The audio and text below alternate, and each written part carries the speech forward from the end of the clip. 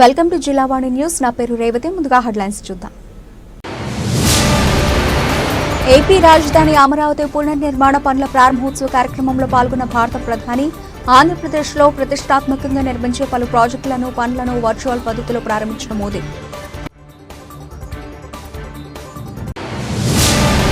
ప్రధాని నరేంద్ర మోదీ సంపూర్ణ సహకారంతో అమరావతిని ప్రపంచం గర్వించేలా నిర్మిస్తామన్న ఏపీ ముఖ్యమంత్రి. వెంటిలేటర్పై ఉన్న ఆర్థిక వ్యవస్థను కేంద్రం అండతో దాన్ని తిరిగి గాడిలో పడుతున్నామన్న స్పష్టం చేసిన చంద్రబాబు. రాజధాని నిర్మాణం కోసం భూములిచ్చిన అమరావతి ప్రాంత రైతుల త్యాగాలు మరవలేనివని స్పష్టం చేసిన డిప్యూటీ సీఎం. ఏపీ ప్రజలు కోరుకునే విధంగానే చంద్రబాబు నేతృత్వంలో రాజధాని అద్భుతంగా నిర్మిస్తామని ధీమా వ్యక్తం చేసిన పవన్ కళ్యాణ్.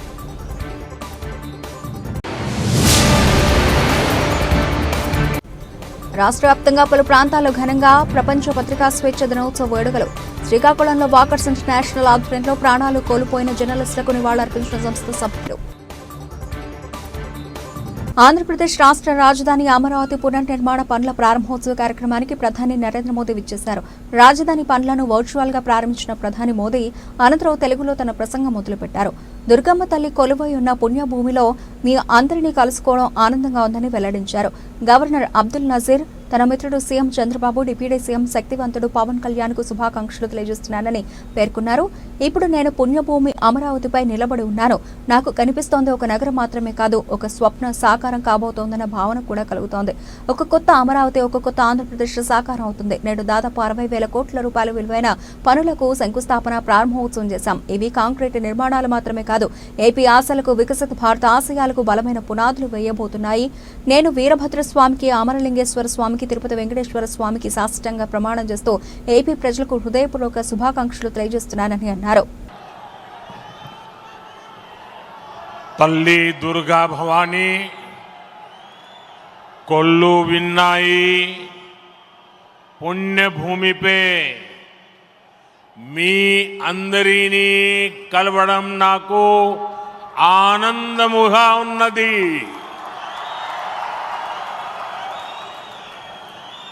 आंध्र प्रदेश के राज्यपाल सैयद अब्दुल नजीर जी, मुख्यमंत्री मेरे मित्र श्री चंद्रबाबू नायडू जी, केंद्रीय कैबिनेट के मेरे सहयोगी मंत्रीगण, डिप्टी सीएम ऊर्जावान पवन कल्याण जी, राज्य सरकार के मंत्रीगण, सभी सांसद और विधायकगण और आंध्र प्रदेश के मेरे प्यारे भाइयों और बहनों, आंध्र प्रदेश गवर्नर सैयद अब्दुल नजीर गारू, मुख्यमंत्री ना मित्रुलु चंद्रबाबु नायडू गारू, కేంద్ర మంత్రివర్గంలో నా సహచర మంత్రులు, డిప్యూటీ ముఖ్యమంత్రి శక్తివంతుడు పవన్ కళ్యాణ్ గారు, రాష్ట్ర మంత్రులు, ఎంపీలు, ఎమ్మెల్యేలు మరియు ఆంధ్రప్రదేశ్ రాష్ట్రానికి చెందిన నా ప్రియమైన సోదర సోదరీమణులారా, आज जब मैं इस अमरावती की पुण्य भूमि पर खड़ा हूं तो मुझे केवल एक शहर नहीं दिख रहा, मुझे एक सपना सच होते दिख रहा है। एक नया अमरावती, एक नया आंध्र। अमरावती वो धरती है जहां परंपरा और प्रगति दोनों साथ चलते हैं, जहां बौद्ध विरासत की शांति भी है और विकसित भारत के निर्माण की ऊर्जा भी है। आज यहां करीब 60,000 करोड़ रुपए के प्रोजेक्ट का शिलान्यास और लोकार्पण किया गया है। ये प्रोजेक्ट सिर्फ कंक्रीट का निर्माण नहीं है, ये आंध्र प्रदेश के आकांक्षाओं की, विकसित भारत की उम्मीदों की मजबूत नींव भी है। मैं भगवान वीरभद्र भगवान अमरलिंगेश्वर और तिरुपति बालाजी के चरणों में प्रणाम करते हुए आंध्र प्रदेश की सम्मानित जनता को बहुत बहुत बधाई देता हूं। मुख्यमंत्री चंद्रबाबू नायडू गारू और पवन कल्याण जी को भी मैं बहुत बहुत शुभकामनाएं देता हूं। అమరావతి అనే పుణ్యభూమిపై ఈరోజు నేను నిలబడి ఉన్నప్పుడు నాకు కనిపిస్తున్నది ఒక నగరం మాత్రమే కాదు, నాకు ఒక కళ నిజమవుతుంది అన్న భావన కలుగుతుంది. ఒక కొత్త అమరావతి, ఒక కొత్త ఆంధ్రప్రదేశ్. అమరావతి అంటే సాంప్రదాయం మరియు పురోగతి కలిసి నడిచే భూమి. ఇక్కడ బౌద్ధ వారసత్వం యొక్క శాంతి ఉంది, అలాగే వికసిత భారతదేశాన్ని నిర్మించుకోగలిగిన శక్తి కూడా ఉంది. ఇవాళ సుమారు 60,000 కోట్ల రూపాయలు విలువైన ప్రాజెక్టులకి శంకుస్థాపనలు మరియు ప్రారంభోత్సవ కార్యక్రమాలు చేస్తున్నాం. ఇవి కేవలం కాంక్రీట్ నిర్మాణాలు మాత్రమే కావు, ఇవి ఆంధ్రప్రదేశ్ ఆశలకు మరియు వికసిత భారతదేశ ఆశయాలకు ఒక బలమైన పునాది వేయబోతుంది. నేను వీరభద్ర స్వామికి, అమరలింగేశ్వర స్వామికి మరియు తిరుపతి వెంకన్న స్వామికి వారి పాదాలకి నమస్కరిస్తూ ఆంధ్రప్రదేశ్ ప్రజలకు హృదయపూర్వక శుభాకాంక్షలు తెలియజేసుకుంటున్నాను. అలానే ముఖ్యమంత్రి చంద్రబాబు నాయుడు గారికి, పవన్ కళ్యాణ్ గారికి నా ప్రత్యేక శుభాకాంక్షలు తెలియజేస్తున్నాను. साथियों, हम सब जानते हैं इंद्रलोक की राजधानी का नाम अमरावती था और अब अमरावती आंध्र प्रदेश की राजधानी है। ये सिर्फ संयोग नहीं है, ये स्वर्ण आंध्रा के निर्माण का भी शुभ संकेत है। स्वर्ण आंध्रा विकसित भारत की राह को मजबूत करे। ఆంధ్రప్రదేశ్ రాజధాని అమరావతి పునర్నిర్మాణ పనుల ప్రారంభోత్సవంలో ముఖ్యమంత్రి చంద్రబాబు ప్రసంగించారు. ప్రధాని నరేంద్ర మోదీ సంపూర్ణ సహకారంతో అమరావతిని ప్రపంచం గర్వించేలా నిర్మిస్తామని, 5 కోట్ల ఆంధ్రుల ఆశలు ఆకాంక్షలకు ప్రతిరూపంగా నిలుపుతామని ధీమా వ్యక్తం చేశారు. 2024 సార్వత్రిక ఎన్నికల్లో టీడీపీ, జనసేన, బీజేపీ కూటమి 94% స్ట్రైక్ రేటుతో చారిత్రాత్మక విజయం సాధించిందని చంద్రబాబు గుర్తు చేశారు. తాము అధికారంలోకి వచ్చే నాటికి రాష్ట్ర ఆర్థిక వ్యవస్థ వెంటిలేటర్పై ఉందని, ప్రధాని మోదీ అండతో దాన్ని తిరిగి గాడిలో పడుతున్నామని తెలిపారు. కేంద్ర ప్రభుత్వ సహకారంతో రాష్ట్రాన్ని అభివృద్ధి పదంలో నడిపిస్తామని హామీ ఇచ్చారు. గత 5 ఏళ్ల వైఎస్ఆర్సీపీ పాలనలో జరిగిన విధ్వంసం నుంచి రాష్ట్రాన్ని ఇప్పుడిప్పుడే బయటకు తీసుకొస్తున్నామని అన్నారు. 3 ఏళ్ల తర్వాత అమరావతి నగరం పూర్తి స్థాయిలో రూపుదిద్దుకున్నాక మళ్లీ ప్రారంభోత్సవానికి ప్రధాని మోదీ రావాలని చంద్రబాబు ఆకాంక్షించారు. అందరికీ నమస్కారాలు.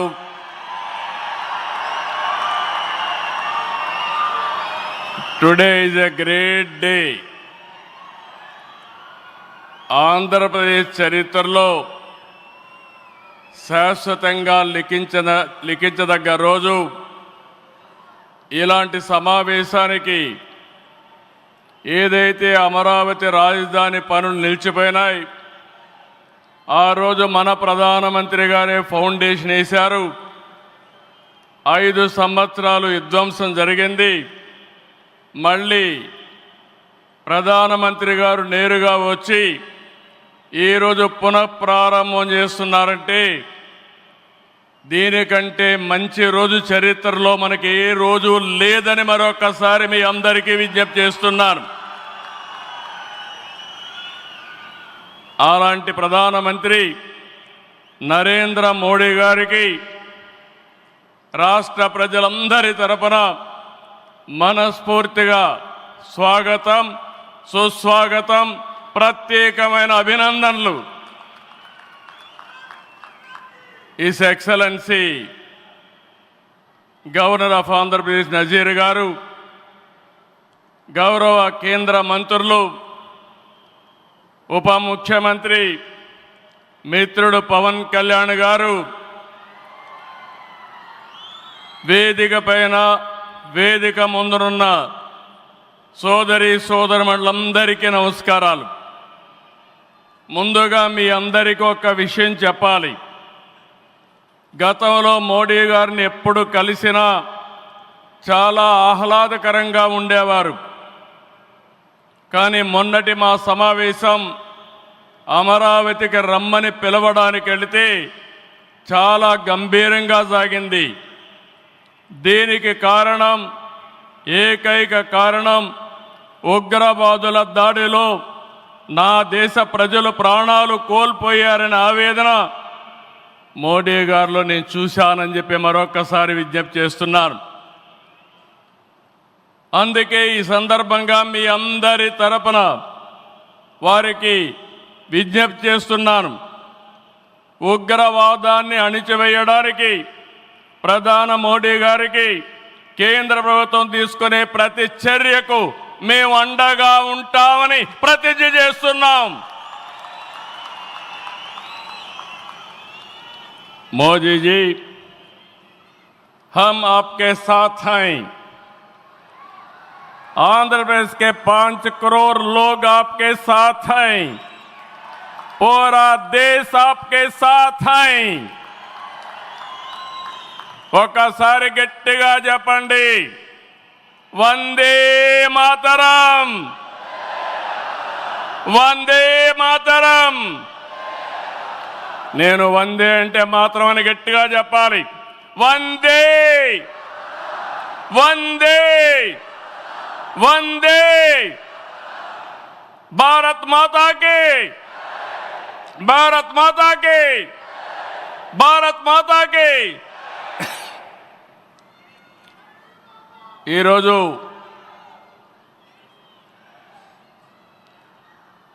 భారతదేశం మొత్తం మోడీ గారి నాయకత్వంలో ఈరోజు సంపూర్ణంగా సమర్థించే పరిస్థితిలో ఉన్నారు. ఈ సందర్భంగా ఒక్క విషయం మీ అందరి దృష్టికి తీసుకురావాల్సిన అవసరం ఉంది. ఎప్పుడైనా సరే ఒక ఫ్యామిలీ, ఒక ఇండస్ట్రీ, ఒక కాన్స్టిట్యుయెన్సీ, ఒక కంపెనీకి దేనికైనా ఎఫెక్టివ్ లీడర్ ఉంటే ఆ ఇండస్ట్రీ బాగుపడుతుంది. Today I'm proudly saying, right time, right leader for the nation, that is Narendra Modi ji. Very strong leader, balanced leader. ప్రపంచం మొత్తం all over the world people are accepting his leadership. That is the greatness of Narendra Modi ji. All these things, all of us have to understand. Modi ji became Prime Minister in 2014. India was ranked 10th in the world economy. Modi ji has brought the country from 10th place to 5th place in his 11 years rule. According to AP రాజధాని అమరావతి పనుల పునఃప్రారంభోత్సవ సభలో deputy CM Pawan Kalyan ప్రసంగిస్తూ రాజధాని రైతులపై ప్రశంసలు కురిపించారు. ఒక్క పిలుపుతో రాజధాని కోసం వేలాది ఎకరాల భూమిని ఇచ్చిన రైతులకు కృతజ్ఞతలు తెలిపారు. రాజధాని కోసం అమరావతి రైతులు చేసిన పోరాటానికి శిరస్సు వంచి నమస్కారం చేస్తున్నానని అన్నారు. అమరావతి రైతులు కేవలం భూములు మాత్రమే ఇవ్వలేదని రాష్ట్రానికి భవిష్యత్తునిచ్చారని అన్నారు. ధర్మయుద్ధంలో అమరావతి రైతులు గెలుపొందారని చెప్పారు. రాజధానికి భూములు ఇచ్చిన రైతులకు తాము బాధ్యులుగా ఉంటామని డిప్యూటీ సీఎం హామీ ఇచ్చారు. రాజధానిని అద్భుతంగా నిర్మించి అమరావతి రైతుల రుణం తీర్చుకుంటానని చెప్పారు. ఎన్డీఏ కేంద్రం రాష్ట్ర సమన్వయంతో ఏపీ అద్భుతంగా అభివృద్ధి చెందుతుందని తెలిపారు. దివిసీమ తుఫానుల అమరావతిని గత ప్రభుత్వం తుడిచిపెట్టిందని విమర్శించారు. గత ప్రభుత్వ హయాంలో అమరావతి రైతులు నలిగిపోయారని ఆవేదన వ్యక్తం చేశారు. అమరావతి రైతుల త్యాగాలను మర్చిపోలేమని చెప్పారు. పహల్గాము దుర్ఘటనలో 27 మంది మరణించారని, ఈ సమయంలో ఎంతో బిజీగా ఉన్నప్పటికీ ప్రధాని మోదీ అమరావతి కోసం ఇక్కడకు రావడం అమరావతిపై ఆయనకున్న ఇష్టానికి నిదర్శనమని పవన్ అన్నారు. సందర్భంగా 34,000 ఎకరాలు ఇచ్చి 29,000 పైచిలకు రైతులు గత 5 సంవత్సరాలుగా నలిగిపోయి ఇక్కడికి వచ్చి రోడ్ల మీదకి వచ్చి ముళ్ళ కంచెల మధ్యలో కూర్చొని పోలీసు లాఠీ దెబ్బలు తిని కేసులు పెట్టించుకొని ఇంట్లో పెద్దవాళ్ళని కానీ చాలామందిని 2,000 పైచులకు రైతులు ప్రాణాలు కోల్పోయి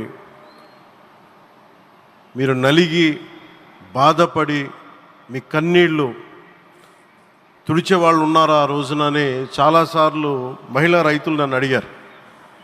ఇది ప్రధానమంత్రి గౌరవ ప్రధానమంత్రి శ్రీ నరేంద్ర మోదీ గారికి తెలుస్తుందా అని ఒకసారికి 5 సంవత్సరాల క్రితం మీరు అడిగారు. నేను ఆ రోజు ఆయనకి తెలియకుండా ఏది ఉండదు, అమరావతి శాశ్వత రాజధానిగా ఉంటుందని ఆ రోజు మేమందరం కలిపి మాట ఇచ్చాం. ఆ ఇచ్చిన మాట ప్రకారం ఈ రోజున గౌరవ ప్రధానమంత్రి గారి చేతుల మీదుగా మళ్ళీ ఇంకొకసారి పునఃప్రారంభం జరగబోతుంది. ఇది ఆది శంకరాచార్య 1237వ జయంతి సందర్భంగా తిరిగి అమరావతి పునఃప్రారంభం కావటం చాలా ఆనందాన్ని కలగజేస్తుంది. మనందరం 5 కోట్ల మంది ప్రజలకి సంబంధించి ఇది ఒక హబ్, ఇది సెంటర్, నర్వ్ సెంటర్. ఇది అంటే మనందరికీ సంబంధించిన ఇల్లు. ఇది మనందరం ఎవరిని అడుగుతున్నామంటే, ఒక ప్రధానమంత్రి గారు పూర్వం సన్యాసాశ్రమంలో ఉన్నప్పుడు ఆయనకి అనికేత్ అనే పేరు పెట్టారు. అనికేత్ అంటే అర్థం పరమశివుడు, ఇల్లు లేనివాడని.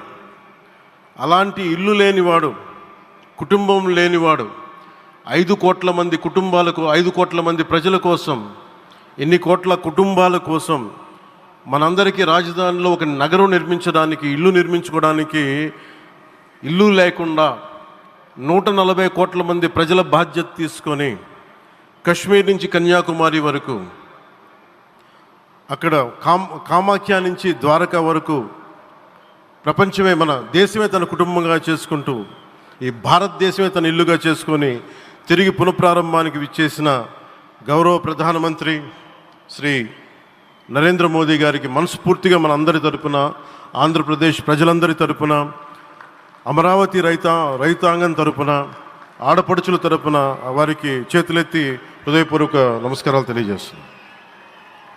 దివిసీమ తుఫాన్ వచ్చి అందరి ఆశలను తుడిచిపెట్టేసినట్టు గత ప్రభుత్వం రాష్ట్రం మరియు అమరావతి భవిష్యత్తుని తుడిచిపెట్టేసింది.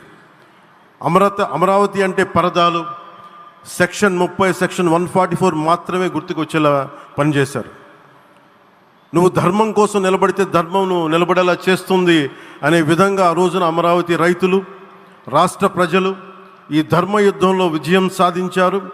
రైతులు ఇచ్చిన 11,000 ఎకరాల భూమిని త్యాగం చేసి, వారి సంకల్పం 33,000 ఎకరాల భూమిని త్యాగం చేసి వారి సంకల్పం ఫలితంగా ఈ రోజున ఆంధ్రప్రదేశ్ రాజధాని ఆవిర్భవించింది.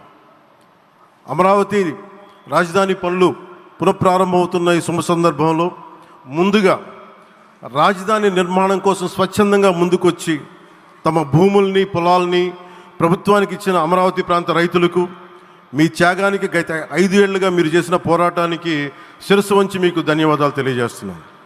గత 5 ఏళ్లుగా రాజధాని నిర్మాణం నిలిచిపోయి రాజధాని తరలిపోతుందనే సమయంలో రోడ్ల మీదకు వచ్చి 5 కోట్ల ప్రజల తరపున రైతులు, మహిళలు, విద్యార్థులు చేసిన పోరాటం, మీరు పడిన అవమానాలు, మీపై పడిన గాయాలు ప్రతి ఒక్కటి మా మనసులో ఉంది.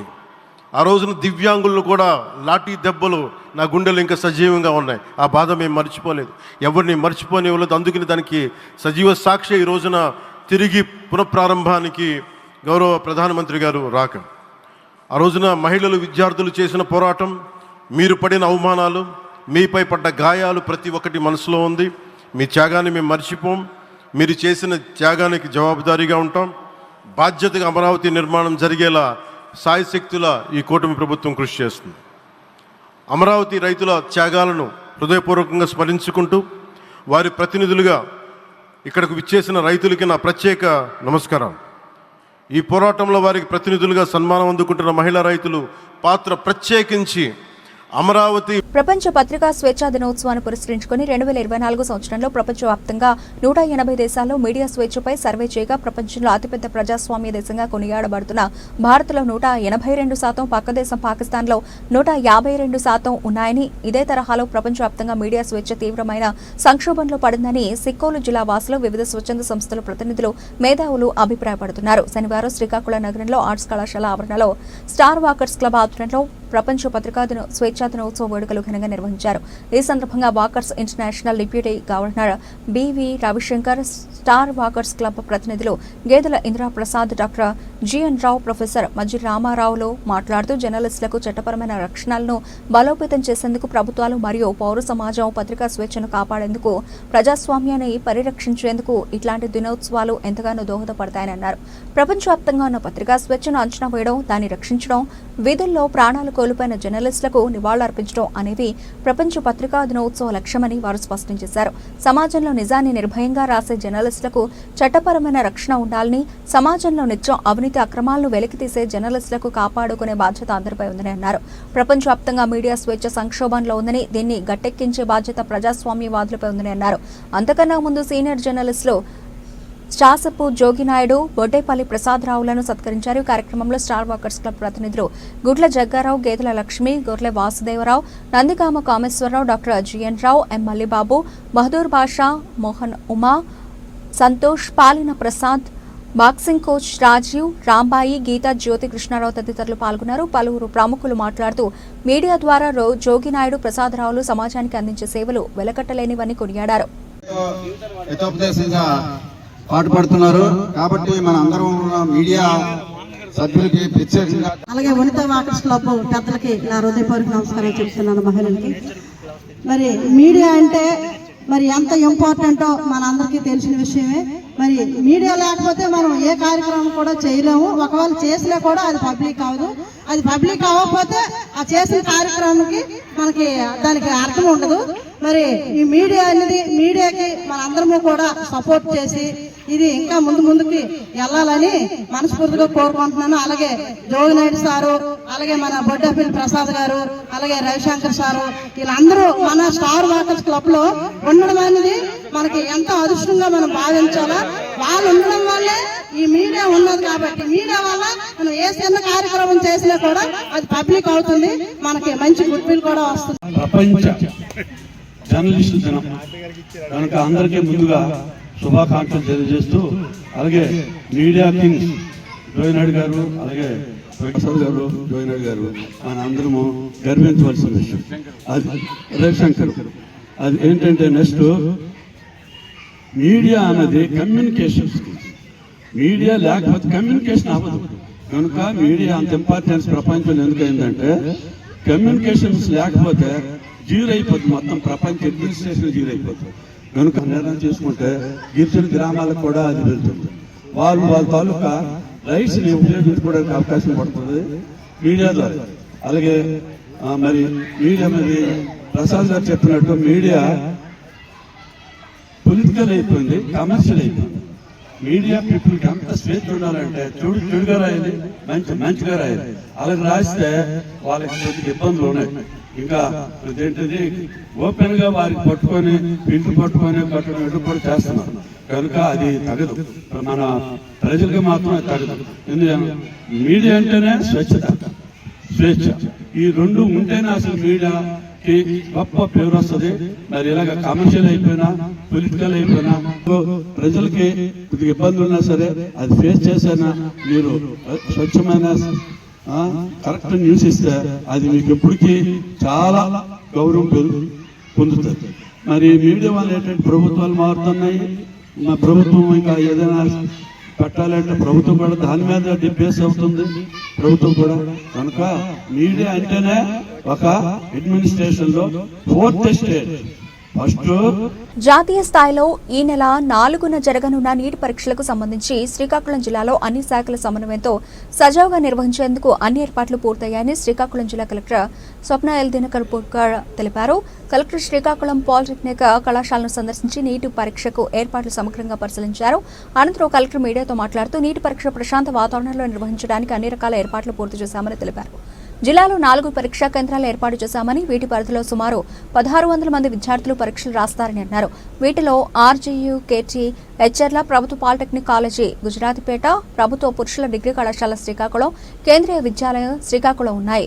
మే 4వ తేదీ మధ్యాహ్నం 2 గంటల నుంచి 5 గంటల వరకు పరీక్ష జరుగుతుంది. విద్యార్థులకు ఉదయం 11 గంటల నుండి 1:30 వరకు మాత్రమే కేంద్రాల్లోకి ప్రవేశం కల్పిస్తారని, 1 నిమిషం ఆలస్యమైనా అనుమతి ఉండదని కలెక్టర్ స్పష్టం చేశారు.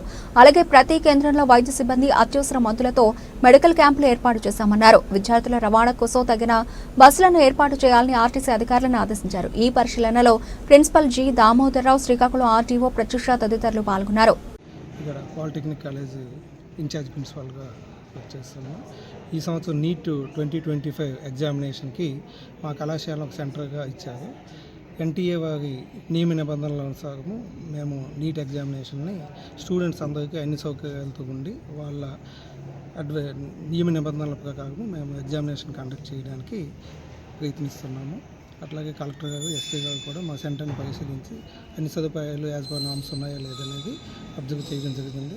వాళ్ళు ఇచ్చిన సూచనలు, సలహాల మేరకు ఎగ్జామినేషన్ని పూర్తిగా మంచి స్వేచ్ఛాయుత వాతావరణంలో గవర్నమెంట్ ఆఫ్ ఇండియా నుంచి పెట్టిన NEET exam national eligibility test NTA ద్వారా ఈ టెస్ట్ మన శ్రీకాకుళం జిల్లాలో మిగతా జిల్లాతో పాటు మన దగ్గర కూడా పెట్టడం జరుగుతుంది. ఇది ఫోర్త్న అంటే వచ్చే సండే శ్రీకాకుళం జిల్లాలో శ్రీకాకుళం టౌన్ అలాగే పక్కన ఉన్న హెచ్చర్లలోనే 4 సెంటర్స్లో ఈ ఎగ్జామ్ పెట్టడం జరిగింది. సుమారుగా ఒక 1600 మంది అంటే స్టూడెంట్స్ ఈ ఎగ్జామ్కి అటెండ్ అవుతున్నారు. దీంట్లో మరి ముఖ్యంగా ఆల్ ద స్టూడెంట్స్కి తెలుసు, వాళ్ళ అడ్మిట్ కార్డ్స్లో కూడా ఇది మన రాసి ఉంటుంది. బట్ కానీ వాళ్ళు ప్రతి ఒక్క సెంటర్కి బిఫోర్ 11 o'clock చేరాలి. 11 o'clock అయిన తర్వాత వాళ్ళు మధ్యాహ్నం ఎగ్జామ్ రాసుకొని మళ్ళీ ఇంటికి వెళ్ళిపోవచ్చు. దీంట్లో కొన్ని నిబంధనలు ఉన్నాయి, కొన్ని రెస్ట్రిక్షన్స్ ఉన్నాయి. ఖచ్చితంగా అది పాటిస్తూ వాళ్ళ ఎగ్జామ్ సెంటర్కి వస్తే బాగుంటుంది. మనకి దగ్గర శ్రీకాకుళంలో ఒక 4 సెంటర్స్ అంటే ఇక్కడ కేవీ కేంద్రీయ విద్యాలయ శ్రీకాకుళం, అలాగే polytechnic college, degree college Srikakulam, అలాగే ఫైనల్గా మన IIIT శ్రీకాకుళం హెచ్చర్లలో ఉంది. ఈ 4 సెంటర్స్లో ఈ ఎగ్జామ్ పెట్టడం జరుగుతుంది. ప్రతి ఒక్క చోట్ల మనకి పోలీస్ నుంచి ఒక నోడల్ ఆఫీసర్, అలాగే మన డిస్ట్రిక్ట్ అడ్మినిస్ట్రేషన్ నుంచి ఒక నోడల్ ఆఫీసర్ పెట్టడం జరిగింది. ఇది కాకుండా సొంతంగా డిస్ట్రిక్ట్ సూపరింటెండెంట్ ఆఫ్ పోలీస్ అంటే ఎస్పీ గారు, నేను కూడా ప్రతి ఒక్క సెంటర్ వెళ్ళి అక్కడ భద్రత అంటే సెక్యూరిటీ అరేంజ్మెంట్స్ అన్నీ బాగున్నాయా లేదా, ప్రతి చోట్ల ఒక CCTV కెమెరా, ఇది కాకుండా ఫ్రిస్కింగ్ కరెక్ట్గా చేయడానికి ప్లేస్ ఉందా లేదా, అదే అన్ని ఏర్పాటు మనం చూస్తాం. ఇది కాకుండా basic minimum facilities like drinking water కానీ, టాయిలెట్స్ కానీ, ఇలాంటివన్నీ బాగున్నాయా లేదా అది మనం చెక్ చేస్తున్నాం. ఫైనల్గా స్టూడెంట్స్ ఇక్కడ వచ్చి ప్రశాంతంగా వాతావరణంలో ఒక ఎగ్జామ్ రాయాలి అంటే ఏమేమి ఫెసిలిటీస్ ఉండాలి అది అన్ని మనం చూసుకొని మనం ఈ అన్నీ ఏర్పాటు చేస్తాం. ఇప్పటికే ఈ బ్యాంక్స్ లోపల అంటే మన బ్యాంక్స్కి ఈ ఆన్సర్ షీట్ కానీ తర్వాత క్వశ్చన్ పేపర్ కానీ ఈ చేరే ఉన్నాయి. అదే రోజు పొద్దున ఈ ఒక స్పెషల్ ఆఫీసర్ ద్వారా అలాగే నోడల్ పోలీస్ ఆఫీసర్ ద్వారా ఎస్కార్ట్తో OMR షీట్స్ కానీ తర్వాత క్వశ్చన్ పేపర్స్ కానీ ప్రతి ఒక్క సెంటర్కి పంపించడం జరుగుతుంది. అక్కడ ఎగ్జామ్ అయిన తర్వాత అన్నీ మళ్ళీ ప్యాక్ చేసుకొని నీట్ ఆదాయంలో, ఇక్కడ నీట్ ఆఫీసర్స్ కూడా వస్తారు, వాళ్ళ ఆదాయంలో ఇది అంతా మన ఎగ్జామ్ మనం నిర్వహిస్తాం. సో కాబట్టి ప్రస్తుతం ఎటువంటి ప్రాబ్లం లేదు. All the best to all the NEET students from district. Kumarpuram ప్రజలకు ఏ కష్టం వచ్చినా అన్ని విధాలుగా రాష్ట్ర ఉప ముఖ్యమంత్రి పిఠాపురం నియోజకవర్గ ఎమ్మెల్యే కొణిదెల పవన్ కళ్యాణ్ అండగా ఉంటారని, ప్రజలు ఎవరూ అధైర్యపడొద్దని ఎమ్మెల్సీ కొణిదెల నాగేంద్రబాబు తెలియజేశారు. పిఠాపురం నియోజకవర్గానికి సంబంధించి ముఖ్యమంత్రి సహాయ నిధి చెక్కుల పంపిణీ కార్యక్రమం పిఠాపురం పట్టణ సమీపంలో గల కుమారపురం గ్రామంలో ఉన్న గోకుల్ గ్రాండ్ లో జరిగింది. ఈ చెక్కుల పంపిణీ కార్యక్రమానికి పిఠాపురం నియోజకవర్గం జనసేన పార్టీ ఇన్ఛార్జ్ మర్రెడ్డి శ్రీనివాస్ అధ్యక్షత వహించగా ముఖ్య అతిథిగా ఎమ్మెల్సీ కొణిదెల నాగేంద్రబాబు హాజరయ్యారు. ముందుగా సీఎం సహాయ నిధి చెక్కులను లబ్ధిదారులకు ఎమ్మెల్సీ కొణిదెల నాగేంద్రబాబు చేతుల మీదుగా అందజేశారు. అనంతరం పిఠాపురంలో అగ్ని ప్రమాదం సంభవించి 2 ఇళ్లు పూర్తిగా కాలిపోవడం జరిగింది. ఇళ్లు కాలిపోయిన కుటుంబాలకు ఒక కుటుంబానికి 2 లక్షల రూపాయల చొప్పున ఆర్థిక సహాయాన్ని ఎమ్మెల్సీ కొణిదెల నాగబాబు చేతుల మీదుగా బాధితులకు అందజేశారు. ఈ సందర్భంగా కార్యక్రమాన్ని ఉద్దేశించి మర్రెడ్డి శ్రీనివాసరావు, ఎమ్మెల్సీ కొణిదెల నాగేంద్రబాబు ప్రసంగించారు. కార్యక్రమంలో మాజీ ఎమ్మెల్యే పోయిన దొరబాబు, జనసేన పార్టీ నాయకులు, కార్యకర్తలు, అభిమానులు, వీర మహిళలు తదితరులు పాల్గొన్నారు. మన రాష్ట్ర ముఖ్య ఈరోజు కూడా 24 మంది బెనిఫిషియరీకి 18 లక్షలు మరియు ఒక బెనిఫిషరీకి ఒక 8 లక్షల రూపాయలు చెక్ అందజేయడం జరుగుతుంది. ఇలా వచ్చిన ప్రతి సీఎం రిలీఫ్ కాస్ట్ ప్రతి దాన్ని కూడా పాస్ చేయడం జరిగింది. ఇది కంటిన్యూస్ ప్రాసెస్. ఇంకా పెండింగ్లో 40 అప్లికేషన్ వరకు ఉన్నాయి, అవి కూడా త్వరలోనే పాస్ చేస్తాం. వీరందరికీ కూడా సీఎం రిలీఫ్లో ఫండ్ల స్కీమ్ ఎలా ఉంటుందంటే మనకు అయినా 70% ఇవ్వరు, దానికి ఒక ప్రాతిపదికం ఉంది. 50 నుంచి 60 నుంచి 70% వస్తారు. మీకు ఎంతో కొంత నిజంగా కూడా కొన్ని లక్షలు మీరు ఖర్చు పెట్టవచ్చు. ఇదేదో కొద్దిగా మీకు స్వాంతాన్ని కలగజేయడానికి గవర్నమెంట్ ప్రైవేట్ పాలసీ ప్రకారం మీకు అందరికీ ఇవ్వడం జరుగుతుంది. సో ఈరోజు చీఫ్ మినిస్టర్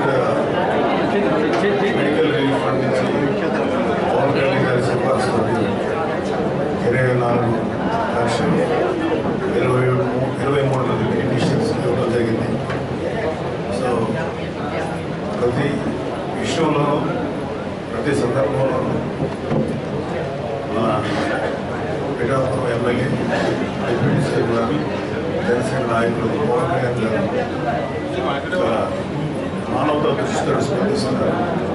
ఆ సందర్భంగా ఆయన సిఫార్సు గారికి సీఎం రిలీఫ్ ఫండ్ నుంచి ఈ బెనిఫిషియరీ చెక్ ఇవ్వడం జరిగింది. వాళ్ళ కష్టంలో వాళ్ళు పంచుకునేటువంటి వాళ్ళ కష్టం పూర్తిగా తీర్చగలం లేదో తెలియదు, కానీ అట్లీస్ట్ వాళ్ళ కష్టంలో పాలు పంచుకునేటువంటి అవకాశం మాకు వచ్చినందుకు వాళ్ళు బాగుండాలని చెప్పి మనస్ఫూర్తిగా కోరుతున్నాం. శ్రీకాకుళం మున్సిపల్ కేంద్రంలో ఉమ్మడి శ్రీకాకుళం జిల్లా జనసేన పార్టీ సంయుక్త కార్యదర్శి జనసేన జానీ మాట్లాడుతూ నేడు ప్రపంచం పత్రికా స్వేచ్ఛ దినోత్సవం సందర్భంగా మీడియా మిత్రులు ప్రజాస్వామ్యానికి 4వ స్తంభంలా ఉంటూ నిజాన్ని నిర్భయంగా నిస్వార్థంగా ప్రజా సమస్యలను లేవనెత్తుతూ ప్రజా గొంతును తమ కలంతో వినిపిస్తూ నిజాన్ని నిర్భయంగా ప్రజల ముందు ఉంచుతూ ప్రభుత్వం బాధ్యతలను గుర్తు చేస్తూ ప్రజలను చైతన్యపరుస్తున్నటువంటి పాత్రికేయ మిత్రులు అందరికీ ప్రపంచ పత్రికా స్వేచ్ఛ దినోత్సవం శుభాకాంక్షలు తెలియజేసుకుంటున్నానని అన్నారు. తనలాంటి ఒక సామాన్యమైన ఒక మారుమూల ప్రాంతానికి చెందిన తనను రాష్ట్ర నలుమూలలా తెలిసేలా చేసే విధంగా జనసేన పార్టీ కోసం నేను చేసే కార్యక్రమాలు పోరాటాలు తన ప్రతి కార్యక్రమానికి అండగా నిలిచిన మీడియా మిత్రుల సోదరిమణులందరికీ ఎప్పటికీ రుణపడి ఉంటానని, ఎప్పుడైతే ఎక్కడైతే మీడియాకు ప్రజలకు ప్రభుత్వానికి మధ్య వారధిగా నిలుస్తూ సమాజ హితం కోసం పనిచేస్తున్న పత్రికా సోదరులు అందరికీ స్వేచ్ఛ ఉంటుందో అక్కడ ప్రజాస్వామ్యం ఉంటుందని తెలియజేసుకుంటున్నానని అన్నారు. ప్రపంచ పత్రికా స్వేచ్ఛ దినోత్సవ శుభ సందర్భంగా మరి పాత్రికేయులందరికీ కూడా జనసేన పార్టీ తరఫు నుంచి ఎన్డీఏ కూటమి తరఫు నుంచి శుభాకాంక్షలు తెలియజేసుకుంటున్నాను. మరి ముఖ్యంగా స్వేచ్ఛ దినోత్సవం అంటే పాత్రికేయులకి పూర్తిగా స్వేచ్ఛని ఇవ్వాలి. మరి గతంలో ఇదే ఆంధ్రప్రదేశ్లో వైఎస్ఆర్సీపీ గవర్నమెంట్లో ఎలాంటి స్వేచ్ఛ కూడా ఏ ఒక్క రంగానికి లేదు, ఇంక్లూడ్ పాత్రికేయులకు కూడా. కానీ నేడు ఎన్డీఏ కూటమి ప్రభుత్వం ఏర్పడిన తర్వాత మరి చంద్రబాబు నాయుడు గారి నాయకత్వంలో, డిప్యూటీ సీఎం పవన్ కళ్యాణ్ గారి నాయకత్వంలో ప్రతి ఒక్క పాత్రికేయులకు పూర్తి స్వేచ్ఛనివ్వడం అనేది జరుగుతుంది. ఎందుకంటే ప్రభుత్వం ఒక సమస్యను పరిష్కరించాలంటే అది పాత్రికేయుల రూపంలోనే ఒక మారుమూల ప్రాంతానికి సంబంధించిన ఒక గ్రామం సమస్య ఏ విధంగా ఉందో పాత్రికేయుల ద్వారా తెలుసుకొని ఆ యొక్క సమస్యని పరిష్కరించే విధంగా ఈ ఎన్డీఏ కూటమి ప్రభుత్వం పనిచేస్తుంది. కాబట్టి ఖచ్చితంగా మీడియా మిత్రులకి మా ఎన్డీఏ కూటమి నరేంద్ర మోడీ గారి ప్రధానమంత్రి నాయకత్వంలో, ఆంధ్రప్రదేశ్ ముఖ్యమంత్రి చంద్రబాబు నాయుడు గారి నాయకత్వంలో, మరి డిప్యూటీ సీఎం పవన్ కళ్యాణ్ గారి నాయకత్వంలో, మా పాలకొండ నియోజకవర్గ జనసేన శాసనసభ్యులు శ్రీ నిమ్మగ జయకృష్ణ గారు నాయకత్వంలో ఎక్కడికెక్కడ ప్రతి ఒక్క పాత్రికేయులకి పూర్తి స్వేచ్ఛని ఇవ్వడం జరుగుతుంది కూడా. కాబట్టి మిత్రులందరికీ మా యొక్క కూటమి ప్రభుత్వం తరపు నుంచి పాత్రికేయులకు మరొకసారి శుభాకాంక్షలు తెలియజేసుకుంటూ, పాత్రికేయులు మీరు ప్రభుత్వానికి వారధులుగా ఉంటూ ప్రజలకు వారధిగా ఉంటూ ప్రజా సమస్యల్ని మీ ద్వారా ప్రభుత్వానికి తెలియజేస్తూ వాటికి పరిష్కారం చేసే విధంగా ఈ కూటమి ప్రభుత్వం పనిచేస్తుందని, మీకు అండగా ఉంటుందని ఈ సందర్భంగా తెలుగుదేశం ప్రభుత్వం ఏర్పడి జూన్ 4వ తేదీన సంవత్సరం పూర్తవుతున్న సందర్భంగా ఇచ్చిన హామీలు ఏమీ నెరవేర్చలేనందున జూన్ 4వ తేదీన శాంతియుత ర్యాలీ నిర్వహించడానికి నర్సీపట్నం డీఎస్పీకి పర్మిషన్ కోసం వినతి పత్రం అందజేసిన వైఎస్ఆర్సీపీ మాజీ ఎమ్మెల్యే పేట్ల ఉమాశంకర్ గణేష్. ఈ సందర్భంగా శనివారం విలేకరుల సమావేశంలో మాట్లాడుతూ కూటమి ప్రభుత్వం వచ్చిన తర్వాత సూపర్ 6 పథకాలను నర్సీపట్నం నియోజకవర్గానికి సంబంధించి 446 కోట్ల రూపాయలు ప్రజలకు బాకీ ఉందన్నారు. ఇప్పటికే 11 నెలలు అయిందని, ఇంకో నెల రోజుల్లో ఈ పథకాలు అమలు చేయకపోతే వచ్చే నెల జూన్ 4వ తారీఖున సిబిఎం కాంపౌండ్ నుండి ఆర్టీసీ కాంప్లెక్స్ కూడలి వరకు వైఎస్ఆర్సీపీ పార్టీ తరఫున శాంతియుత ర్యాలీ నిర్వహిస్తామని ఆయన అన్నారు. ఈ కార్యక్రమంలో నియోజకవర్గ నాయకులు, కార్యకర్తలు పాల్గొన్నారు. కూటమి ప్రభుత్వం వైఖరి నిరసనగా వచ్చే నెల జూన్ 4వ తారీఖున నర్సీపట్నంలో శాంతియుత నిరసన ర్యాలీ కార్యక్రమం చేపట్టాలని ఉద్దేశం మీద మరి గౌరవ డిఎస్పీ గారిని ఇప్పటికే వారికి రిప్రజెంటేషన్ ఇవ్వడం జరిగింది. వారు ఎక్నాలజ్మెంట్ కూడా ఇవ్వడం జరిగింది. అయితే ముఖ్యంగా చెప్పాలంటే మీ అందరూ కూడా ఆనాడు 2019 నుంచి 2024 వరకు కూడా ఆనాడు గౌరవ మా పార్టీ అధ్యక్షుడు జగన్మోహన్ రెడ్డి గారు ముఖ్యమంత్రిగా పనిచేస్తున్నప్పుడు మరి 5 సంవత్సరాలు కూడా ఎక్కడ పార్టీలు చూడకుండా రాజకీయాలు చూడకుండా మేనిఫెస్టోలో పెట్టిన పథకాలన్నీ కూడా 99% పథకాలన్నీ కూడా ప్రతి ఒక్కరు కూడా ఇవ్వడం జరిగింది. అయితే మొన్న జరిగిన ఎన్నికల్లో 2024 ఎన్నికల్లో మరి ప్రజలందరూ కూడా రాష్ట్ర ప్రజలందరూ కూడా జగన్మోహన్ రెడ్డి గారు బాగానే చేశారు అని అంటూ మరి మరింతగా కూటమి ప్రభుత్వం మరిన్ని పథకాలు ఇస్తున్నారు కనుక ఒక ఆశతో అత్యాశకు పోయి మరి ఈరోజు కూటమి ప్రభుత్వాన్ని గెలిపించుకొని ఈరోజు మోసపోయారన్న సంగతి మీ ద్వారా తెలియపరచడం జరుగుతుంది. ఎందుకంటే చాలామంది ప్రజలందరూ కూడా మరిన్ని పథకాలు ఇస్తున్నారు. మరి తల్లికి 100 అంటే 2 ఉంటే 3 ఉన్నాయి అందరికీ ఇస్తున్నారు అని చెప్పి ప్రతి ఒక్కరు కూడా ఆశపడి మరి ఈరోజు గెలిపించుకుంటే ఈరోజు 11 నెలలు అయింది. ఈరోజుకి కూటమి ప్రభుత్వం వచ్చి 11 నెలలు అయింది. రేపు వచ్చే నెల 4వ తారీఖున రిజల్ట్స్ వచ్చినాయి. అంటే లాస్ట్గా ఇయర్ 100 ఇయర్ అవుతుంది సందర్భంగా మరి ఏదైతే ఈ వైఖరి నిరసనగా మరి శాంతియుత నిరసన ర్యాలీ నర్సీపట్నంలో CBM కాంపౌండ్ నుంచి శ్రీకని కూడ వరకు కూడా చేరని ఉద్దేశం మీద మరి ఈరోజు మరి వైఎస్ఆర్ పార్టీ ఆధ్వర్యంలో కార్యక్రమం చేపట్టడం జరిగింది. ఒక్కసారి కేవలం మన నర్సీపట్నం గురించి మాట్లాడుతాను. ఈ సూపర్ 6 ఏవైతే ఉన్నాయో ఈ సూపర్ 6లో ఒక్క పథకం కూడా ఈ సంవత్సరంలో ఎక్కడ ఇవ్వలేదు. ముఖ్యంగా చెప్పాలంటే ఈరోజు ఒక నర్సీపట్నం గురించి మాట్లాడుతాను. ఫస్ట్ సూపర్ 6లో ఫస్ట్ ఏంటంటే నిరుద్యోగులకు 3,000 రూపాయలు నిరుద్యోగ వృత్తి అన్నారు. అంటే సుమారుగా ఈరోజు నర్సీపట్నంలో నిరుద్యోగులు సుమారుగా 10,000 మంది పైగా ఉన్నారు. 10,000 మంది చూసుకున్నా సరే ఒక్కొక్కరికి 3,000 చొప్పున ఈ 12 నెలల్లో 36,000 రూపాయలు ఇవ్వాలి. అంటే 10,000 మందికి నర్సీపట్నం కేవలం నర్సీపట్నానికి 36 కోట్ల రూపాయలు నర్సీపట్నం నిరుద్యోగులకు ఇవ్వాలి. మొదటి పథకం. రెండోది తల్లికి 100. ఆ రోజు చూస్తే మేనిఫెస్టోలో పెట్టిన తర్వాత వాళ్ళ ప్రచారం చూస్తే ఎంతమంది ఉంటుంది.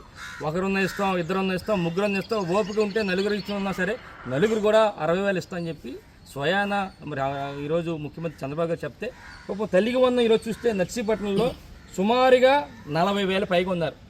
40,288 మంది మరి ఎవరైతే ఇంటర్మీడియట్ చదువుతున్నారో అందరూ అంటే ఒక్కొక్కరికి సంవత్సరానికి 15,000 చొప్పున ఇస్తే మరి 40,288 మందికి సుమారుగా 60,43,20,000 అవుతుంది. కేవలం తల్లికి 100 ఓన్లీ నర్సీపట్నం నియోజకవర్గానికి. అలా చూస్తే రైతుల గురించి కూడా చెప్పారు. ప్రతి ఏటా కూడా ప్రతి రైతుకి కూడా 20,000 రూపాయలు ఇస్తున్నారు. మరి గతంలో మేము ఇచ్చాం సుమారుగా 42,000 మందికి మరి సుమారుగా మేము వైఎస్ఆర్ రైతు భరోసా ఇచ్చాం. అదే లెక్కను చూసుకుంటే ఈరోజు ప్రతి ఒక్కరికి కూడా ఇస్తే 20,000 చొప్పున ఇస్తే 42,000 మందికి ఈరోజు నర్సీపట్నం నియోజకవర్గంలో సుమారుగా రైతులకి 84 కోట్ల రూపాయలు ఇవ్వాలి ఈ సంవత్సరానికి. అది చూస్తే ఇంకోటి ఆడబిడ్డ నిధి మహాశక్తి అని చెప్పి ప్రతి మహిళకు కూడా 1,500 రూపాయలు. అంటే 19 సంవత్సరాలు ఉన్న ప్రతి మహిళ కూడా 59 వరకు ఉన్న మహిళలందరూ కూడా మరి 1,500 ఇస్తారంటే చాలామంది ఓట్లేసి గెలిపించారు. తీరా ఎంతమంది ఉన్నారంటే మన నర్సీపట్నం నియోజకవర్గంలో 19 సంవత్సరాల నుంచి 59 సంవత్సరాలు ఉన్న వాళ్ళు సుమారుగా 90,000 మంది ఉన్నారు మహిళలు. వాళ్ళకి చూస్తే నెలకి 1,500 చూస్తే సంవత్సరానికి 18,000 ఒక్కొక్కరికి ఇవ్వాలి. అంటే సుమారుగా 90,000 మందికి 162 కోట్లు ఓన్లీ కేవలం నర్సీపట్నం నియోజకవర్గంలోనే మరి మహాశక్తి పథకానికి ఇవ్వాల్సిన అవసరం ఉంది. ఇక చూస్తే ఇంకోటి ఏంటంటే ప్రతి ఇంటికి కూడా ఏడాదిగా ఉచితంగా 3 సిలిండర్లు అన్నారు. చాలామంది ఏడాది అంటే 12 నెలలు. మరి 12 నెలలకి ఎప్పుడు ఎన్ని ఇచ్చారండి సిలిండర్లు? కేవలం ఒకే ఒక సిలిండర్ ఇచ్చారు. 2 సిలిండర్లు అంటే అది కూడా ఇవ్వలేని పరిస్థితి. ఇక చూస్తే ఇంకోటి ఏంటంటే మహిళలకు ఉచిత బస్సు ప్రయాణం అన్నారు. సుమారుగా మన నర్సీపట్నం నియోజకవర్గంలో సుమారుగా 1,00,000 మంది పైగా మహిళలు ఉన్నారు. ఆ 1,00,000 మంది కూడా పాపం ఎదురు చూస్తున్నారు. బస్సులు ఎప్పుడు వస్తాయా, బస్సులు ఎప్పటికిదామా, ఉచితంగా ఎప్పుడు వెళ్దామని చెప్పి చూస్తారు. అది కూడా ఇవ్వలేని పరిస్థితి. ఇదే కాకుండా ఈ సూపర్ 6లో ఏది కూడా అమలు చేయలేదు. దానికి తోడు ఎవరైతే ఎస్సీ, ఎస్టీ, బీసీ మైనార్టీలు ఉన్నారో వాళ్ళందరూ కూడా 50 సంవత్సరాలు ఉంటేనే 4,000 రూపాయలు పెన్షన్ ఇస్తామని చెప్పి అన్నారు. పాపం చాలామంది ఓట్లేసి గెలిపించారు. తీరా మన నర్సీపట్నం నియోజకవర్గంలో చూస్తే 50 సంవత్సరాల నుంచి 59 సంవత్సరాలు ఉన్న వాళ్ళు ఎంతమంది ఉన్నారు చేసండి? సుమారుగా 21,000 మంది ఉన్నారు. ఈ 21,000 మందికి నెలకి 4,000 చొప్పునే 12 నెలలకి ఇవ్వాలంటే సుమారుగా ఒక్కొక్కరికి 48,000 బాకీ ఉన్నారు. అంటే 48,000కి చూస్తే ఒక్కొక్కరికి 48,000 అంటే సుమారుగా 21,000 మంది ఉన్నారు. అంటే సుమారుగా ఈ ఎవరైతే ఎస్సీ, ఎస్టీ, బీసీ మైనారిటీకి 50 సంవత్సరాలకి పెన్షన్ అంటారో సుమారుగా నర్సీపట్నం నియోజకవర్గం 100,80,00,000 రూపాయలు బాకీ ఉంది ఈ ప్రభుత్వం. దీంతోపాటు ఆటో మరియు లారీ డ్రైవర్లకు కూడా ఏడాదికి 15,000 ఇస్తున్నారు. సుమారుగా 2,000 మంది ఉన్నారు ఇక్కడ. వాళ్ళకి కూడా మరి 3 కోట్ల రూపాయలు అయ్యే ఖర్చు. అంటే ఒక్కసారి చూస్తే కేవలం నర్సీపట్నం నియోజకవర్గానికి సంబంధించి ఈ కూటమి ప్రభుత్వంలో సూపర్ 6కి సంబంధించి చూస్తే ఒక్కసారి ఫైనల్గా చూస్తే నిరుద్యోగ వృత్తి 36 కోట్లు, తల్లికి 100 60 కోట్లు 43,20,000, అలాగే రైతులకు 84 కోట్లు, మహాశక్తి పథకం మీద 162 కోట్లు, 50 సంవత్సరాల నుంచి 59 పెన్షన్ వారికి కూడా 100 కోట్ల 80 లక్షలు, ఆటో మరియు లారీ డ్రైవర్కి 3 కోట్లు. అంటే సుమారుగా 446 కోట్ల 23,20,000 రూపాయలు కేవలం నర్సీపట్నం నియోజకవర్గానికి కూటమి ప్రభుత్వం బాకీ ఉంది. అంటే ఈ సంవత్సరం కూడా ఒక్క ఇవ్వలేదు కనుక ఈ బాకీ ఉందో మరి ఎప్పుడు ఇస్తారో కూడా తెలియని పరిస్థితి.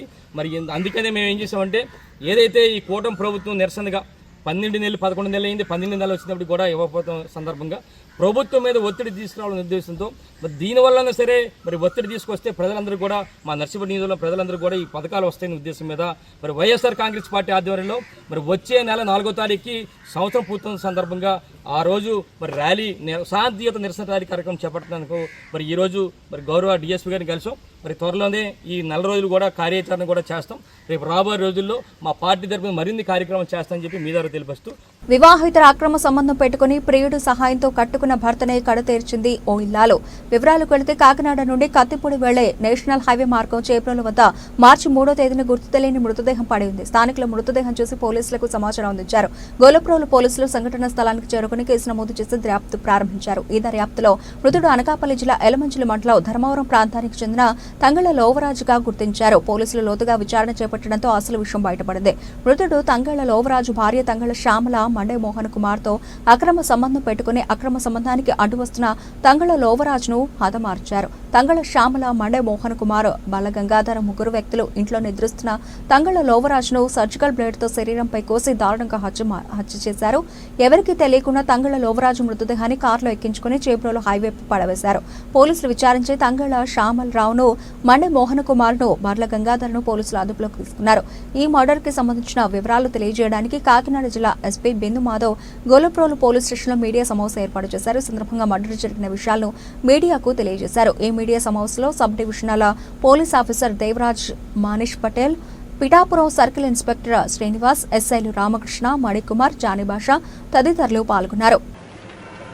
మార్చి 3వ తారీఖున గొల్లప్రోలు పోలీస్ స్టేషన్ లిమిట్స్లో హైవే పక్కన ఒక డెడ్ బాడీ ఉన్నట్టు ఇన్ఫర్మేషన్ రావడం జరిగింది. అక్కడికి ఆ రోజు పోలీస్ రీచ్ అయిన తర్వాత నేను కూడా విజిట్ చేశాను సీన్కి. అక్కడ ఒక male dead body 35 to 40 years వయసున్న ఒక మేల్ డెడ్ బాడీని నేకెడ్గా పడేసి ఉండడం జరిగింది. ఆ డెడ్ బాడీని తీసి పిఎంకి పంపించే క్రమంలో ఆ డెడ్ బాడీ మీద విజిబుల్గా చాలా ఇంజరీస్ కనిపించాయి. ఇంజరీస్ కనిపించడంతో ఖచ్చితంగా అది మర్డర్ అయి ఉంటుందని మర్డర్గానే కేసు రిజిస్టర్ చేయడం జరిగింది. బాడీ మీద ఒక కడియము, ఒక తాడు తప్ప వేరే ఏ ఐడెంటిఫికేషన్ మార్క్స్ లేవు, బట్టలు లేవు.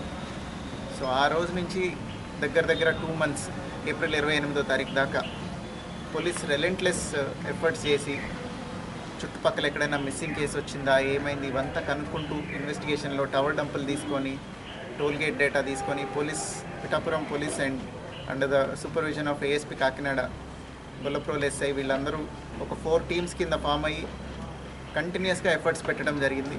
ఏ చిన్న క్లూ వచ్చినా కానీ కేసు డిటెక్ట్ చేయడం కోసం. దీని ఇన్వెస్టిగేషన్ క్రమంలో అనకాపల్లి డిస్ట్రిక్ట్లో ఉన్న ఎలమంచిలి పోలీస్ స్టేషన్ లిమిట్స్లో ఒక మిస్సింగ్ కేసు కంప్లైంట్ రావడం జరిగింది. ఆ మిస్సింగ్ కేసు కంప్లైంట్ రావడంతో మన దగ్గర ఉన్న క్లూ ఏదైతే ఉందో, ఈ కడియము, తాడు ఏమున్నాయో వీటి నుంచి డిటెక్ట్ అయ్యి ఆ మిస్సింగ్ కేసుతో మన దగ్గర ఉన్న బాడీ ఐడెంటిఫై అయిన తర్వాత అక్కడి నుంచి ఇన్వెస్టిగేషన్ ఇంకా ముందుకు తీసుకొని వెళ్ళి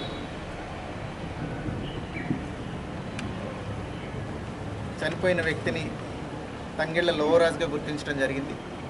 అది గుర్తించిన తర్వాత ఎవరైతే మిస్సింగ్ కంప్లైంట్ ఇచ్చారో వాళ్ళ పేరెంట్స్ దగ్గరికి వెళ్ళి ఎవరి మీద అనుమానం ఉందా అని విచారించి అక్కడి నుంచి 3 ముద్దాయిల్ని అరెస్ట్ చేయడం జరిగింది. దీనిలో ఏం జరిగిందంటే, భార్య వేరే వాళ్ళతో వివాహేతర సంబంధం పెట్టుకొని దానికి అడ్డుగా ఉన్నారని ఈ లోవరాజు గారిని, మాడే మోహన్ కుమార్ అనే ఆయన, శ్యామల గారు, అట్లనే గంగాధర్ గారు అనే ఆయన, ఇంకొక ఆయన అకంప్లిస్ ఉన్నారు. వీళ్ళ 3 కలిసి ఆయన్ని వాళ్ళ ఇంటి దగ్గర హత్య చేసి ఆ తర్వాత ఒక 4-wheelerలో తీసుకొని వచ్చి ఇక్కడ రోడ్ పక్కన పడేయడం జరిగింది. ఆ బాడీని ఎవరు ఒక 48 hours ఐడెంటిఫై చేయకపోవడంతో బాడీ బాగా ప్యూట్రిఫై అయిపోయి బాగా ఉబ్బిపోయింది. అందుకని వెంటనే ఆనవాళ్ళు కనుక్కోవడం డిలే అయింది. So I congratulate ASP Kakinada, Pithapuram inspector and Gollaprolu SI along with them. ఒక 4 teams పనిచేశారు. వీళ్ళందరూ కూడా ఈ కేసు అన్డిటెక్టెడ్గా ఉండిపోకుండా, గోల్డెన్ కేసెస్లో ఇట్లా అన్ఐడెంటిఫైడ్ బాడీ ఉన్నప్పుడు ఏ రకమైన ఆనవాళ్ళు లేకపోతే క్లూస్ దొరకక అన్డిటెక్టెడ్ అని ఉంచేయడం జరుగుతుంది. అట్లా కాకుండా వీళ్ళు కంటిన్యూస్గా 2 months పాటు ఎఫర్ట్స్ కంటిన్యూ చేసి they went to Orissa also. Orissa side వెళ్ళారు, ఛత్తీస్గఢ్ సైడ్ వెళ్ళారు. అక్కడ ఏదైనా మిస్సింగ్ కంప్లైంట్స్ ఉన్నాయా బాడీ ఐడెంటిఫై అవ్వడానికి. సో కంటిన్యూస్ ఫాలో అప్ వల్లనే ఈ కేసు డిటెక్ట్ అయింది. So I congratulate all the teams who have worked in this case. Surgical blade ఒక దాంతో ఆయన పొడవడం జరిగిందండి. పోస్ట్ మార్టం చేసే క్రమంలో అతని బాడీలో సర్జికల్ బ్లేడ్ ముక్క కూడా ఒకటి దొరికింది. సో అది వాడి వీళ్ళు ముగ్గురు కలిసి హత్య చేశారు. సార్ ఇక్కడ పడడానికి కారణం ఏంటి సార్? వాళ్ళు అక్కడ వాళ్ళకి ఇక్కడ కజిన్స్ ఉన్నారు, రిలేటివ్స్ ఉన్నారు. సో తెలిసిన ప్రాంతం, ఇక్కడ రాత్రిపూట జనసంచారం తక్కువ ఉంటుంది, లైటింగ్ కూడా తక్కువ ఉంది, ఇక్కడ పడేస్తే ఎవరు అబ్జర్వ్ చేయరు అనే ధైర్యంతో ఇక్కడికి తీసుకొచ్చి పడేటింది. పాడేరు కేంద్రంగా రెండవ రోజు జరిగిన మన్యం బంద్ కార్యక్రమం విజయవంతంగా కొనసాగింది. ప్రత్యేక డీఎస్సీ సాధన కమిటీల పిలుపు మేరకు చేపట్టిన ఆదివాసీ సంఘాల రాష్ట్ర మన్యం బంద్కు అరకు ఎంపీ గుమ్మా తనూజారాణి, అరకు మాజీ ఎమ్మెల్యే శెట్టి సంపూర్ణ మద్దతును తెలియజేశారు. ఈ సందర్భంగా వారు మాట్లాడుతూ ఏజెన్సీలో వెంటనే స్పెషల్ డీఎస్సీ తీయాలని, జీవో నంబర్ 3 ప్రత్యామ్నాయ జీవోను వెంటనే తీసుకుని రావాలని, స్థానిక ఆదివాసులకు 100% ఉద్యోగ ఉపాధ్యాయ రిజర్వేషన్ పునరుద్ధరణ చేయాలని, సీఎం చంద్రబాబు ఇచ్చిన హామీలను అమలు చేయాలని డిమాండ్ చేశారు. కార్యక్రమంలో ఆదివాసీ నాయకులు, జేఏసీ నేతలు తదితరులు అధిక సంఖ్యలో పాల్గొన్నారు. బంద్కి రాష్ట్ర వ్యాప్తంగా నలుమూల నుండి ప్రజలందరూ స్వచ్ఛందంగా స్పందిస్తూ బంద్ విజయవంతానికి సహకరించారు. ఈ బంద్ విజయవంత సందర్భంగా రాష్ట్ర గిరిజన మంత్రి గారు ఒక ప్రకటన చేశారు. మీరంతా చూసారో లేదు, సోషల్ మీడియా ద్వారా ఒక ప్రకటన చేశారు, ప్రింట్ మీడియా కూడా ఒక ప్రకటన చేశారు. ఈ ప్రకటన చూస్తే సమస్య పరిష్కరించడం పోయి ఆదివాసులని మరింత చులకన భావంగా చూసే ధోరణి ప్రభుత్వాలు కనిపిస్తుందని స్పష్టంగా అర్థమవుతుంది. ఈ ప్రకటనలో ఏం చెప్తున్నారంటే 16,000 టీచర్ పోస్టులు నోటిఫికేషన్ ఇస్తే సుమారు 2,034 పోస్టులు గిరిజనులకు వస్తుంది. అయినా ఈరోజు అల్లూరు జిల్లాలో గిరిజనులందరూ రోడ్డు మీద వచ్చి ఈ ధర్నాలు ర్యాలీలు చేస్తున్నారు అంటున్నారు. మీకు ఎవరికైనా ఉద్యోగం ఇస్తామంటే మీరు అన్న రోడ్లు వస్తారు? ఎవరైనా వస్తారు? ఎవరైనా మీకు ఉద్యోగాలు ఇస్తాం, మీరు రోడ్డుకి రావద్దు అంటే అన్న రోడ్డుకి వస్తారా? మరి మంత్రి గారికి మన బాధ అర్థం కాలేదా, లేదంటే డిఎస్సి నోటిఫికేషన్ తెలియదా? అంటే మంత్రి గారిని ఒక వ్యక్తిగా, ఒక మహిళగా మనం గౌరవించవలసిందే. కానీ దురదృష్టవస్తు మంత్రి గారు మాట్లాడే మాటలో ప్రభుత్వ వైఖరి ఎంత నిక్కచ్చిగా ఉందనేది ఇక్కడ స్పష్టంగా అర్థమవుతుంది. కానీ మంత్రి గారు ఆలోచించాలి. మంత్రి గారి షెడ్యూల్డ్ ఏరియాలో పుట్టి పెరిగి ఉంటే షెడ్యూల్డ్ ఏరియాలో ఉన్న గిరిజనుల యొక్క బాధలు, కష్టాలు, నష్టాలు తెలిసేది. కానీ సాలూరులో మంత్రి గారు పుట్టారు. సాలూరు నాన్ షెడ్యూల్డ్ ఏరియా, అక్కడ రూల్ ఆఫ్ రిజర్వేషన్ అమలు అవుతాడు, 100% రిజర్వేషన్ అమలు కాదు. అందుకే మంత్రి గారు చెప్పేది మేము 2,034 పోస్టులు ఇస్తామని ఆయన చెప్తుంది. ఈ 2,034 పోస్టులు మొత్తం ఇప్పుడు 26 జిల్లాలో ఇస్తున్న పోస్టులు, మన జిల్లాకు కాదు. ఈ 2,034 పోస్టులు రాష్ట్రంలో ఉన్న 34 గిరిజన తెగలు తన్నుకున్న పోస్టులు. ఒకటి కాదు, రెండు కాదు. మీరు ఒకసారి అర్థం చేసుకోండి. మనం అడుగుతుందేంటి? మా షెడ్యూల్డ్ ఏరియాలో, 5వ షెడ్యూల్డ్ ఏరియాలో రాజ్యాంగం ప్రకారంగా మా ఉద్యోగాలు మాకు ఇవ్వండి అంటున్నాం. మన ఉద్యోగాలు ఇవ్వడానికి అనేక రకమైన రూల్స్ అడ్డంకులు వస్తున్నాయి. అక్కడ మైదాన ప్రాంతంలో ఉన్న వాళ్ళందరూ తీసుకొచ్చి ఉద్యోగం ఇవ్వడానికి మాత్రం ఎటువంటి ఆటంకాలు లేవు. ఇది ఎక్కడనే ఒక సామెత ఉంది, మన గిరిజన గ్రామాలు చెప్తారు, కొండపిల్లి వచ్చి ఊరు పిల్లని భయపెట్టినట్టు. కొండపిల్లి వచ్చి ఊరి పిల్లని భయపెడతాట. ఇప్పుడు ఎక్కడ నుంచి వచ్చిన వాళ్ళందరూ కూడా ఈరోజు ఈ ప్రాంతంలో రాజకీయాలు శాసిస్తున్నారు, ఉద్యమాలు శాసిస్తున్నారు, మన రిజర్వేషన్ తన్నుకుపోతున్నారు, ఉద్యోగాలు తన్నుకుపోతున్నారు. పి గన్నవరం శాసనసభ్యులు గిడ్డి సత్యనారాయణ ఆదూరు గ్రామంలోని ప్రాచీన బౌద్ధ స్తూపాలు, శాతవాహనం కాలం నాటి చారిత్రక ఇటుక కట్టడాలతో ఉన్న స్తూపాలను సందర్శించారు. వాటిని అభివృద్ధి చేసి బౌద్ధ ధర్మాన్ని కాపాడాలని పర్యాటక కేంద్రంతో మాట్లాడే విద్యార్థులకు ప్రాచీన చరిత్ర, సంస్కృతి తెలియజేయాలని, ఆదూరులో ఉన్న ప్రాచీన శిలాఫలకాలు, బౌద్ధుని విగ్రహం, ధర్మచక్ర చిహ్నాలు వంటి ప్రాచీన అవశేషాలు ఈ ప్రాంతంలో బయటపడిన అభివృద్ధికి నోచుకోలేదు. మన ప్రాంతంలో ఉండడం చాలా గర్వకారణమని, ప్రాంతంలో బౌద్ధ క్షేత్రంగా తీర్చిదిద్ది బౌద్ధ పర్యాటక కేంద్రంగా అభివృద్ధి చేయాలని తెలియజేశారు. ఈరోజు డాక్టర్ బిఆర్ అంబేద్కర్ కోనసీమ జిల్లా పి గన్నవరం నియోజకవర్గంలో ఉన్నటువంటి మామిడికుదురు మండలంలో ఆదూరు గ్రామానికి సంబంధించినటువంటి బౌద్ధ స్తూపం సందర్శించడం జరిగింది. ఇక్కడ భూపతి గారు, దినేష్ గారు దీని కేర్ టేకర్గా, వీళ్ళు ఇరువురు కూడా ఈ యొక్క బౌద్ధ స్తూపం యొక్క ప్రత్యేకత, ఇది ఏ విధంగా ఏర్పడింది ఏంటనేది వివరించడం జరిగింది. ఇది నా నియోజకవర్గంలో ఉండటం చాలా గర్వకారణంగా ఉంది. ఎందుకనంటే డాక్టర్ బిఆర్ అంబేద్కర్ గారు అవలంబించినటువంటి బౌద్ధ మతానికి సంబంధించినటువంటి ఈ బౌద్ధ స్తూపం నా నియోజకవర్గంలో ఉండటం చాలా గర్వపడుతున్నా. అటువంటి స్తూపాన్ని సందర్శించినందుకు నాకు చాలా ఆనందంగా ఉంది. దీనికి సంబంధించినటువంటి పెద్దలు భూపతి గారు, సురేష్ గారు, వాళ్ళ ఫ్యామిలీ వీరు ఎంతో నిష్ఠతోటి, అంటే వీరు కూడా బౌద్ధమతం తీసుకుని దీన్ని డెవలప్ చేయడానికి చాలా కృషి చేస్తున్నారు. నా వంతుగా కూడా నేను వీరికి సహకరిస్తానని ఈ సందర్భంగా తెలియజేస్తాను. బులెటిన్ ముగించే ముందు హెడ్లైన్స్ మరోసారి. ఏపీ రాజధాని అమరావతి పునర్నిర్మాణ పనుల ప్రారంభోత్సవ కార్యక్రమంలో పాల్గొన్న భారత ప్రధాని ఆంధ్రప్రదేశ్లో ప్రతిష్టాత్మకంగా నిర్మించే పలు ప్రాజెక్టులను, పనులను వర్చువల్ పద్ధతిలో ప్రారంభించిన మోదీ.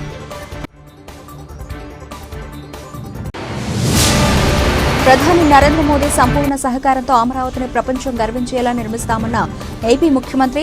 వెంటిలేటర్పై ఉన్న ఆర్థిక వ్యవస్థను కేంద్ర అండతో దాన్ని తిరిగి గాడిలో పడుతున్నామన్న స్పష్టం చేసిన చంద్రబాబు. రాజధాని నిర్మాణం కోసం భూములిచ్చిన అమరావతి ప్రాంత రైతుల త్యాగాలు మరవలేనివని స్పష్టం చేసిన డిప్యూటీ సీఎం. ఏపీ ప్రజలు కోరుకునే విధంగానే చంద్రబాబు నేతృత్వంలో రాజధాని అద్భుతంగా నిర్మిస్తామని ధీమా వ్యక్తం చేసిన పవన్ కళ్యాణ్.